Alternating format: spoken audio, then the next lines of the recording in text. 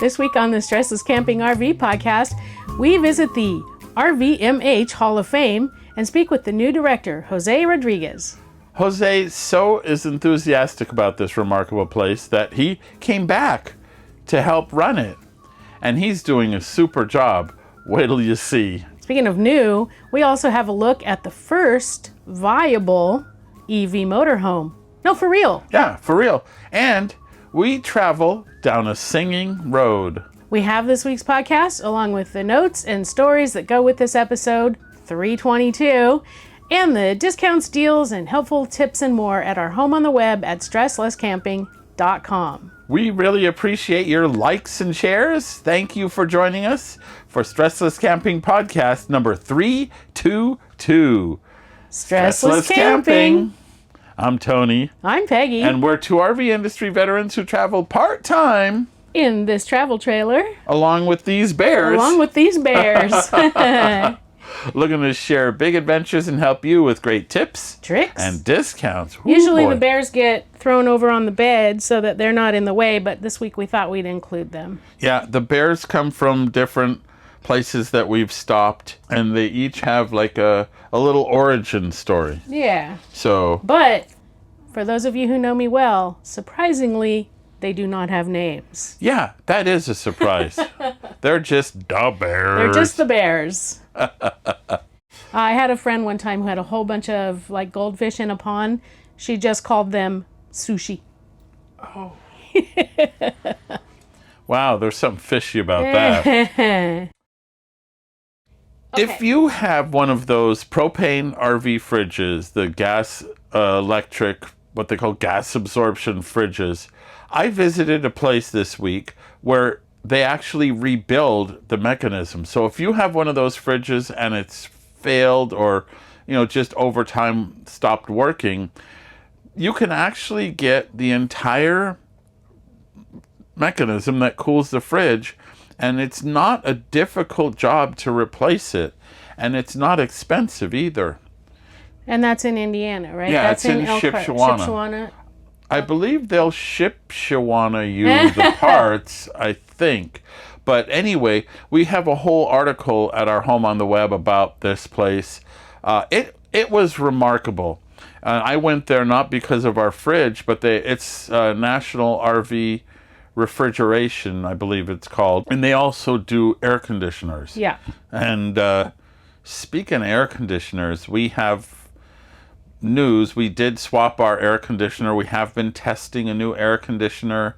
We'll talk a little more about that as... Not quite ready for prime time just yet. No, because I want to make this truly a nerdy study. We will also put a link to an episode that we spoke to Ford's Refrigeration, I think it's called. It's in the southern states, but we will put the link to that. So if you're in Indiana area, this is a good option, and if you're in the southern states, then Ford's might be a good option. As you probably know, we really like Harvest Hosts a lot. Yeah. And our guest today sort of comes to us from a Harvest Host. Yes. Before our first night here in the greater Indiana area, we spent at a Harvest Host with our friends Tony and Tina. And our friends Pat and Rose. Yeah, and we're all off-grid camping. Harvest Host is a great program that takes you to places that are really incredible oftentimes. There are thousands of hosts all over the country. Yes. Farms, museums like we went to, breweries, special places. I know you already said farms, but alpaca farms. Yeah. That's important to realize. Absolutely. If you've never been to an alpaca farm, do yourself a favor. Join Harvest Host just so you can go see some alpacas. Well, while you're doing yourself that favor, know that we have a discount to Harvest Host at our home on the web at StressLessCamping.com, also linked in the show notes below. As Tony kind of hinted, our guest today is from a Harvest Host, and it is I'll get it right, the RV, recreational vehicle, MH, not motorhome, but mobile manufactured home, manufactured housing. Okay, so let me do it again. RVMH, Recreational Vehicle Manufactured Housing Hall of Fame, which is, in addition to other things, a museum for vintage and up to current RVs and MHs. Yeah. So anyway, without any further ado, let's hear from Jose at the RVMH Hall of Fame. Today we actually get to visit with Jose Rodriguez, the museum director at the, let's see if I can do it right, RV and Manufactured Home Hall of Fame in Elkhart, Indiana. Welcome. Hi, thank you. Okay, so you came back here, so you were gone for a while, and there was such a strong draw to this beautiful place. What brought you back? Good question. Well, what can I say? I love the work that I do, right? And so just working here at the Hall of Fame just brought me so much satisfaction. I had such a rich history. Getting to know so many people from the industry, it just kept calling me back. There's always events going on over here, and so I kept in touch with the people here, the staff, and when the opportunity came, it just was a perfect time for me to hang up the boots of what I was doing, and it made it so easy for me to come back. That's awesome. If you're watching this on YouTube, I suggest you do, because there's such an incredible display. We just spent about 2 hours taking all kinds of photos and videos. Yeah. What kind of reaction do people have who haven't been here before and they walk through? So we get a lot of first-time visitors, and it's really nice because it's not that people don't enjoy coming back, but we get a lot of first-time visitors that come off the toll road, and they're like, we've always seen this big green building, but we never knew what was in here, and it's amazing. So we always get great positive feedback, and it's just so rewarding to see all the hard work that we put in day to day being given back to us or relayed to us. It's really fulfilling, and that's also part of why I miss being here, right? Yeah. I can imagine, because it is a wonderful place. There's everything from really old RVs that are sort of show the origins to some pretty slick customs and even manufactured housing. You have tours of new homes here even. So what that looks like is people get to see what is being built now, right? And so as people are seeing what's being built, we offer tours, not in-house, but we let each one of the manufacturers tell you, hey, we have tours this date and this date. And it's very similar to the RV side as well. Okay. People still can come in and say, hey, we really love this line of RV. We can give them a handout that the Elkhart County Visitors Bureau gives us, and it has a wide variety of RV manufacturers, and they can schedule a tour. So both segments of the industry have something similar, but it's nothing that is in-house. But here in-house you have kind of, I know more than this, but I'm gonna make the two kind of big segments. We have the RV section and we have the manufactured home section, and that was actually kind of a walk down memory lane for me, because I can remember as a child living in a single wide manufactured a trailer, right? And some of those trailers reminded me a lot of that. Yeah. And all the way up to what, kind of some models, some displays of what kind of thing you can get nowadays as a manufactured home, and how they look like a house. They don't look like a trailer. Exactly. But you also have a few celebrity RVs in here. Yes. You have Mae West trailer or motorhome. Yep. And you have the Wander Lodge. Is that Yes, that's here still. Mm-hmm. And then what kind of things do people, what surprises do people unearth as they're touring? So we just recently, more news to come on this, but we had a Furrion in our Go RVing hall that is millions of dollars is the estimate worth of that home or that RV. And so we have partnered up with a local company, and they are going to be raffling it off for a good cause. Oh, wow. And also, we're a good cause, right? We're a nonprofit. So they're also giving us a percentage of the earnings. Oh, terrific. Wow. And so, yeah, but it's just so big that it's not something that we could house here. Yeah, I Right. can imagine. More news on that to come. We also have a model that could be one of one. Our Pierce Arrow. Yeah. That one is just right up here. You might be able to see it in the shot. But we have only 3 were built. And the one we have here is the only one that we know its whereabouts. The other one was in a fire. Oh. And we don't know where the third is. So. Oh, wow. There was one at the Nethercut in California, I think. Now I have to look at my pictures. Sounds If good. so, I'll let you know. Please. That is a remarkable It seems car like if museum. it was in a museum, they would have been able to find it by now. Yeah, but that's a private collection, but Oh, it's yeah, still a yeah. museum. You have a couple of GMC motorhomes, which are among my favorites. Yeah. Oh, so one of the ones that we have is the fastest RV here. Oh, And so, I didn't. Okay. there's a pretty neat story to that one. That one actually we acquired while I left, so it's been Oh, only 2 pretty years that new. we have that. Yeah, but that one I believe it's top speed. I have to look at it now, but it's upwards of like 120 to 180. Wow. Okay, you know how a lot of times people go, so what's your normal cruising speed? Usually it's not 120 Right. miles an hour. So I guess if you're in a big hurry to get to Indiana There and you you go. don't want to limit yourself to 300 miles a day, that's the one to Well, drive. that's 3 hours, That's right?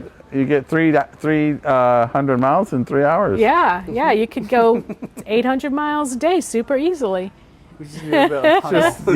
Yeah, tunnel and Straight shot. and some sort of like cloaking device so the police don't see you. And some of the RVs that are here, people can go in and actually look around and things like that. Yep. So we have roughly right now we have about 58, closer to 60 in our show floor. Out of those, I want to say at least 2/3 people can go into. The ones that aren't, I mean, they're just so. Kind of delicate and Exactly. Yeah. I mean, just we've kept them in such great shape. They're, we're starting in 1920s. Yeah. Yes. So we just want to make sure that we keep those in pristine condition. So Yeah, and people, that they're not always as careful as they could be with things. So, and some of them are just immaculate examples of things I hadn't seen. Well, I've been here before, but other than here, you don't see Model T campers and Yeah. home built. You have home built RVs. You have production RVs, travel trailers, motorhomes. It's pretty incredible.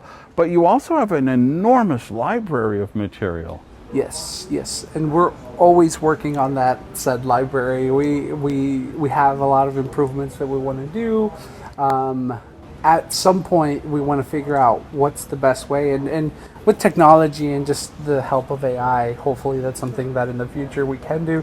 But we're looking to see what's the most effective way to have some sort of database online so that people can inquire and say, hey, do you have any information or anything related to this topic? We can give them that information. Yeah. And they can search it. And Or at find least it. know it's here.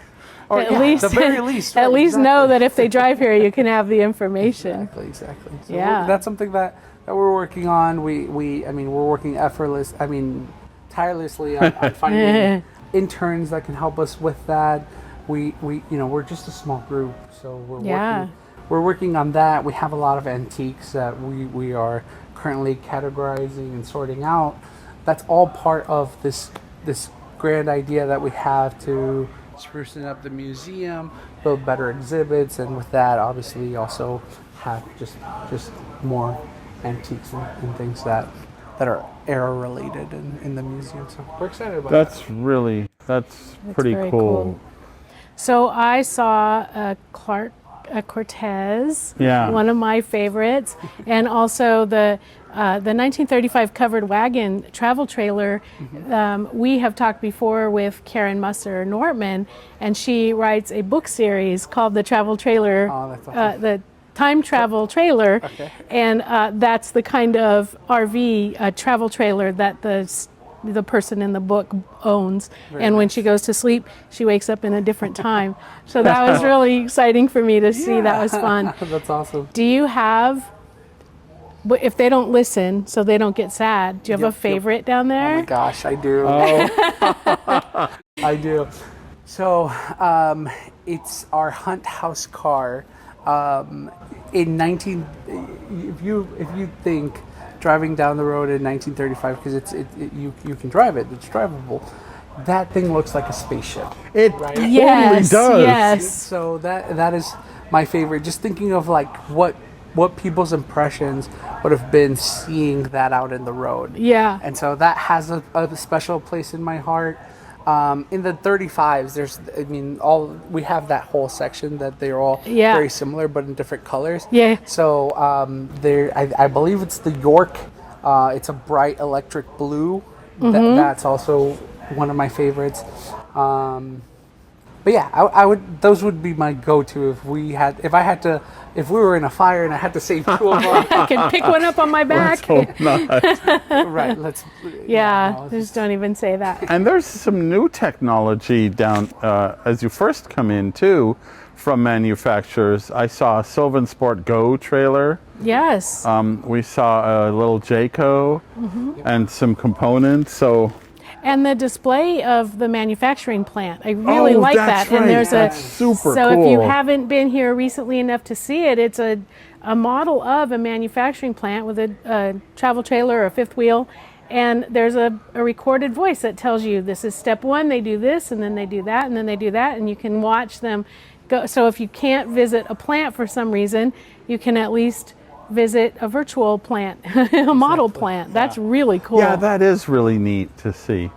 What are your hours and the price to roam through here? So right now we're still in our summer hours. We do have winter hours that start, I believe, in November. I have to double check because, again, I've been out of it for 2 years. Right?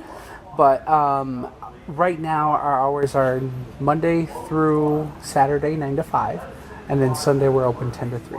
And they also have a whole event center here. There's an event tonight. Last time we were here a couple of weeks ago, you had a huge event happening.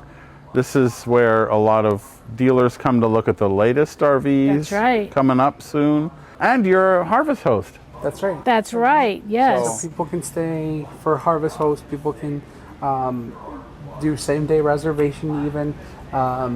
They're able to stay one night free on our west side of the building as long as they pay admission. And the admission is definitely worth it. Absolutely. Thank you. Just some other news on more to come in our Go RVing hall. We're just talking about new technology. So we have the Sylvan Sport and the Jayco. It's been very difficult to stay on the manufacturers to bring us things. Right? I'm continuously working with partnering up with other companies, but we do have an EV Class C coming in. Over here, so I'm very excited about that. Well, we'll have to come back then. So you could see the past and see the future. That's right. So that's pretty darn cool. Yeah, it's very cool. And I love the way that this is laid out. You walk in and you're in the 1920s and you can maneuver around and just follow the pathway and you end up in practically the future. Exactly. Yeah. And then you could go see the manufactured housing side. The so same it's a thing, whole yeah, separate with the side. same thing. Cool. Jose, thank you for making time for pleasure. us. Thank you very much. Great place here. So keep in touch. And sounds great. You guys also. Yeah, absolutely. Right. And we'll be back for the Open. Class C. Oh, that's right. Absolutely. Yeah. Yeah. It'll be great. Cool. Yes, Thank you. Thank you. Hopefully you get the idea that this is a great place to visit. It's so cool to see vintage, like from the first travel trailer ever up to the future of RVs and motorhomes and travel trailers. It's really fascinating. Even the manufactured home side is pretty interesting. It's kind of fun. If you ever lived in a trailer like I did as a kid, it's kind of nostalgic. And if you didn't, but you're an RVer, you kind of can imagine. It's just a little bit bigger version of an RV. And I don't know that those on that side, they didn't really travel around a lot. They No. they were on wheels so you could drive them to your lot or your destination and then kind of park them pretty permanently and live in them. Yeah, although there was on the manufactured housing side a Spartan Manor, those did get towed some. That's true. So, but a lot of them were placed permanently. And it's really fascinating to see, the stick and tin construction of manufactured homes in the 50s, 60s, 70s versus the absolute houses that are just sort of pre-built and assembled on site that are available today. Yeah. So as we said, when we arrived at the RVMH Hall of Fame, we were there with Patrick and Rose and Tony and Tina, and we were all off-grid camping. Yep. And Patrick and Rose have the super deluxe version of do. what we have. They have, I think, 1,800 watts of solar and two 460 amp hour lithium batteries. Right. It's an enormous system, and they off-grid camp with the air conditioner running and all of that. And we have a smaller system, but still very, very capable, and we use it all the time. Also a master volt power system. I think Tony and Tina are getting one too. I don't think we're supposed to tell. Oops. Well, anyway, this system really enables you to take advantage of some great places, and more people are overlanding or boondocking. We spent 2 days.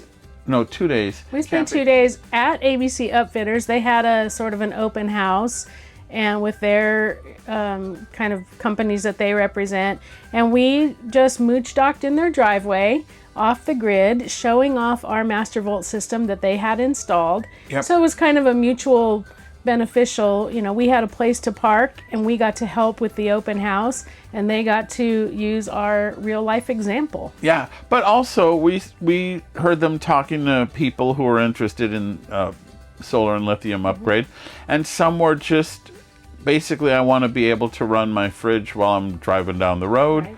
Some of them were like us who want to camp off the grid a lot, and then there's people like Patrick and Rose who just want to basically not even think about hookups.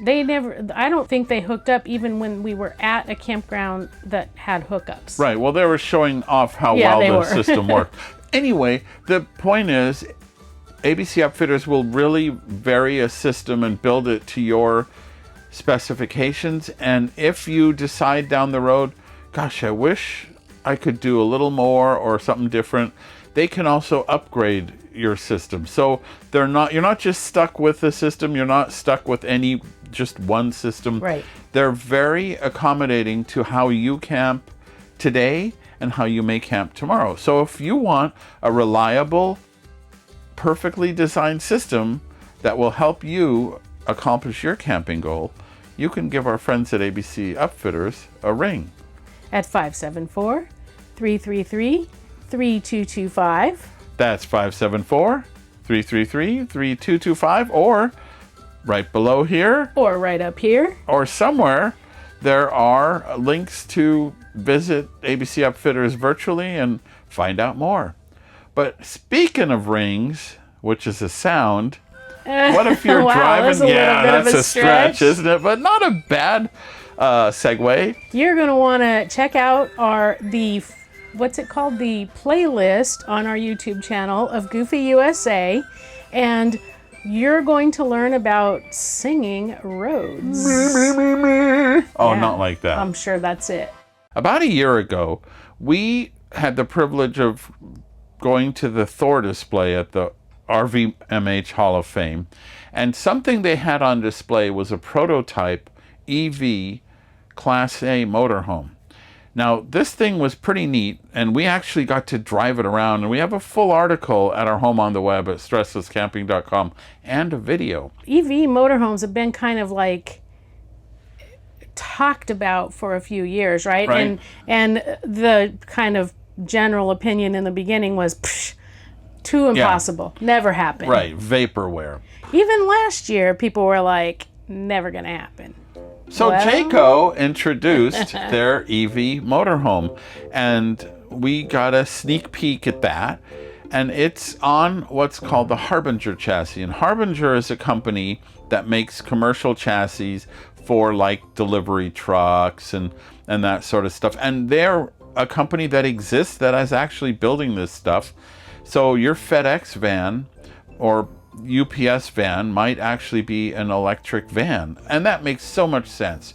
But in a motorhome, you know, those vans only go 50 to 100 miles a day, right? And that makes sense. The Harbinger battery can easily go that long.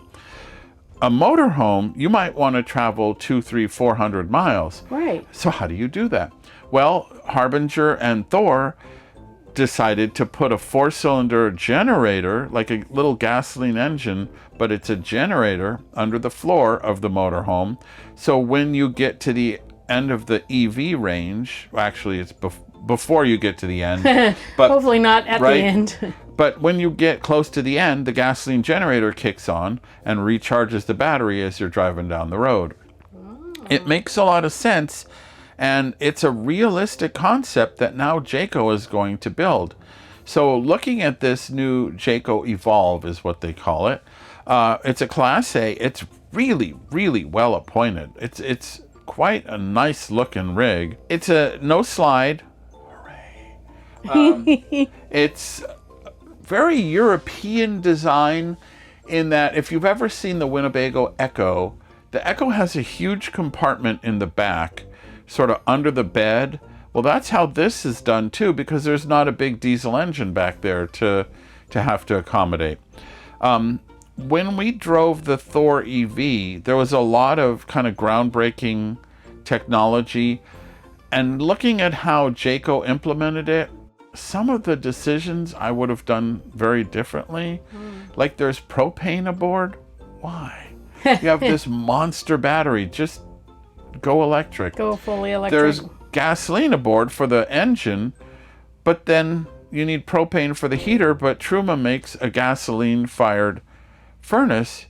So why not just, I don't know, there's some decisions where it's like, huh? Yeah. But overall, it is a really beautiful, nice-looking rig.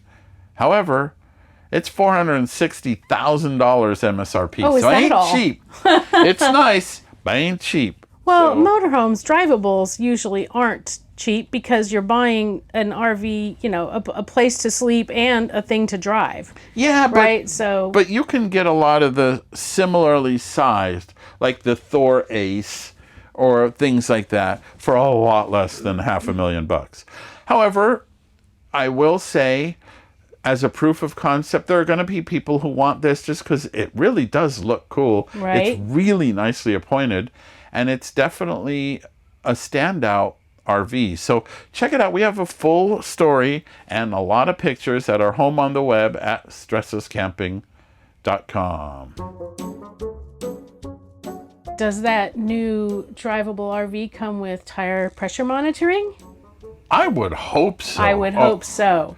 If your RV didn't come with tire pressure monitoring, we highly, highly, highly recommend that you do something about that. Either get some that will screw onto your, I forgot the word all of a sudden, the valve stems. Yep. Replace your valve stem caps with tire pressure monitors, which have, you know, like Bluetooth readout on a monitor that you carry in the truck so your passenger can watch it. Rockwood actually, our brand of our travel trailer, actually puts tire pressure monitors inside the tire, so we still have a monitor in the truck, but they, you know, we're not in fear of one like slipping off, I guess, the valve stem or someone taking it for some stupid reason. But whatever method you can find, it's really, really, really, really, really advisable to have tire pressure monitoring on your tires. On your most, I think, new vehicles have. They all do by law. But not all towable RVs have, and it's just really a bad idea to be driving down the road and not know what your tires are up to. That's true, and our friends at Air Gear now have the TST systems back in stock. Oh, good. And so we'll put a link to their article about why you need a tire pressure monitoring system in a towable. Because yes, you may check the tire as you're, before you leave, and that's best practice, but things can happen on the road. Right. And so you don't want a tire blowout to ruin your trip or ruin your vacation or injure people. Right. RVer is a good place to go. They test everything they sell, and we have a link in our show notes to the RVer article and tire pressure monitoring system.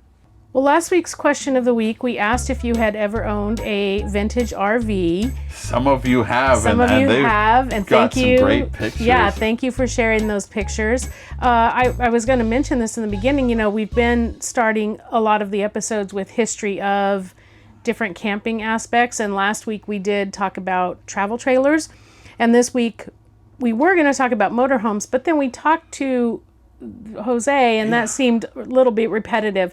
So I think next week might be our last history lesson and talking about motorhomes. But in the meantime, thanks. Keep sharing those pictures of vintage RVs. I have a special place in my heart for vintage RVs. Well, they're so stylish. They're so wonderful. Last week, you may remember that we also found out about a really great new monitoring system for your RV. And then just now we talked about tire pressure monitoring. Right.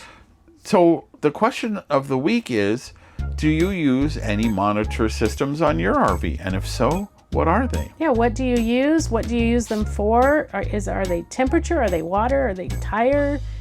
Do you use them all like we do? Let us know what you use. And if you have a particular recommendation, please share that so that other people will be fully informed and can make their own decisions as well. Yeah, and that is on our Fun and Friendly StressLess Campers Facebook group, where you are welcome to share your own stories, ask your own questions, and of course, respond to the question of the week. See what others have to say, too. Absolutely. We also, you might know, have a weekly newsletter. We welcomed a whole bunch of people from the Frog Rally. Yeah. And if you have not yet signed up for our weekly newsletter, why not?